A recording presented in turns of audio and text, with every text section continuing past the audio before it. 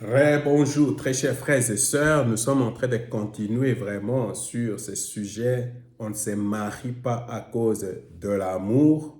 Et j'ai dit pourquoi je pense que le mariage, vraiment, c'est tel que les gens nous l'ont enseigné. Il faut l'amour, il faut telle chose. Ok, moi je constate seulement que beaucoup de gens qui se divorcent souvent disent qu'ils s'aiment encore et pourtant ils se divorcent. Alors pour moi, c'est la conclusion pour moi logique. L'amour ne garantit pas la longévité du mariage ni le succès du mariage. C'est pour cette raison il faut écouter ce que je suis en train de partager avec nous et tu vas peut-être comprendre euh, euh, la profondeur et même la quintessence de ce que je suis en train de partager avec nous.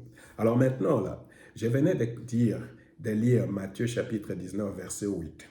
Et puis, je suis en train de poser les fondements pour notre partage.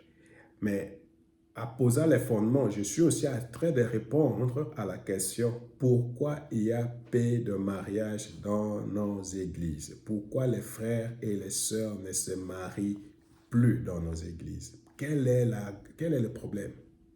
Alors, la première des choses, j'ai dit, il y a la dureté du cœur. C'est ça que Jésus est en train de dire ici. Il a dit, il y a la dureté du cœur. Les hommes sont devenus très insensibles. Les sœurs sont devenues très insensibles. Les frères sont devenus très insensibles. Ils vont à l'église, ils écoutent la parole de Dieu, mais ils n'écoutent pas Dieu. Ils ne se laissent pas conduire par le Saint-Esprit. Même quand Dieu leur parle, ils bloquent complètement. Alors, ils endurcissent leur cœur. Ça, c'est la première des raisons. Mais Jésus aussi a dit quelque chose. Au commencement, il n'en était pas ainsi. Au commencement, il n'en était pas ainsi. Comment c'était au commencement? Comment c'était au commencement?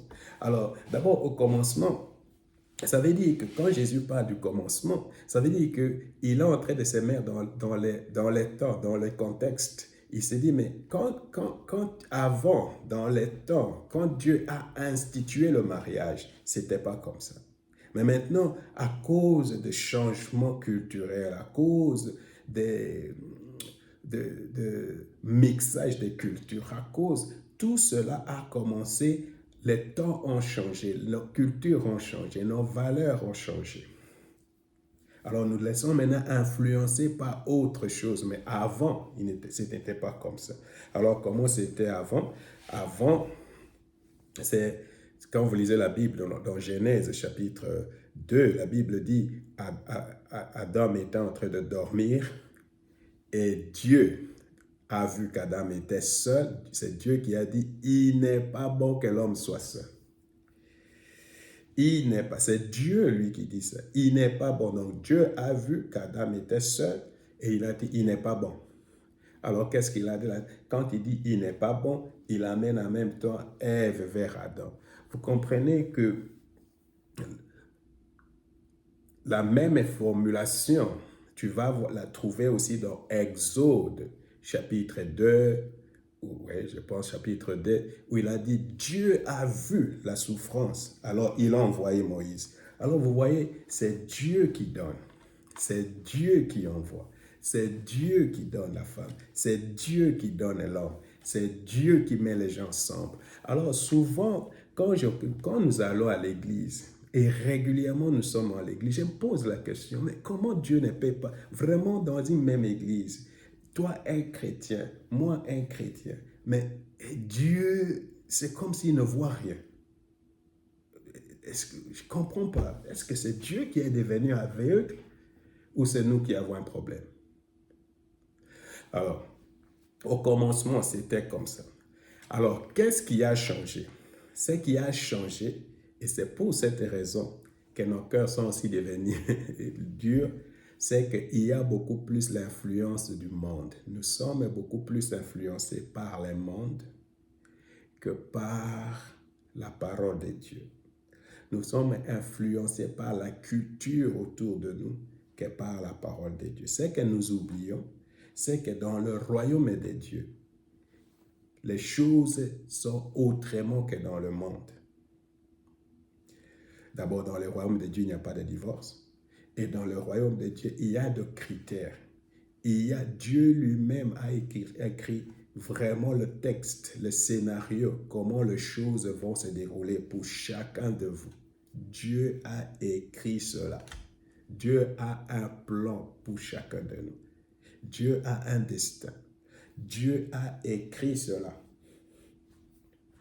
Le scénario a déjà été écrit.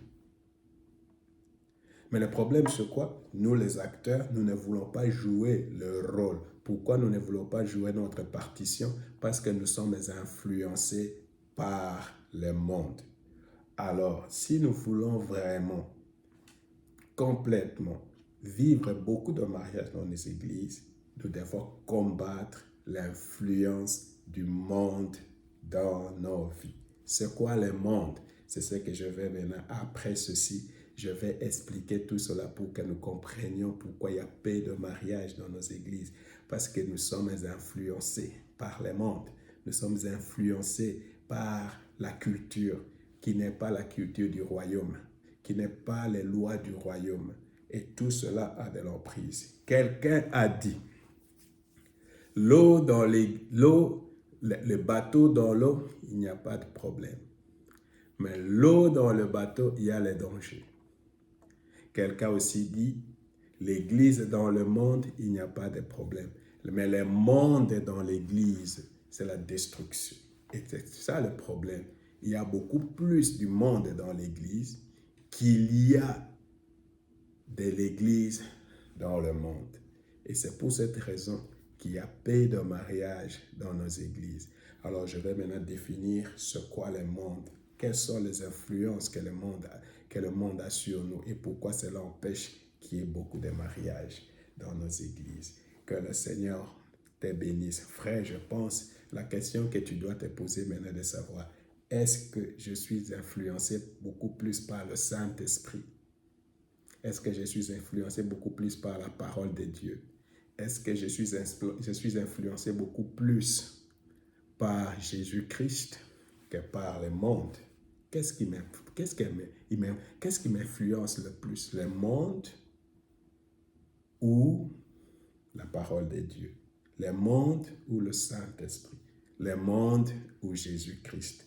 Frère, quand tu vas répondre à cette question, ça va faire un clic et tu vas voir beaucoup de choses vont se dégager, vont s'éclaircir, surtout en cette matière de choix de conjoint. Que le Seigneur te bénisse.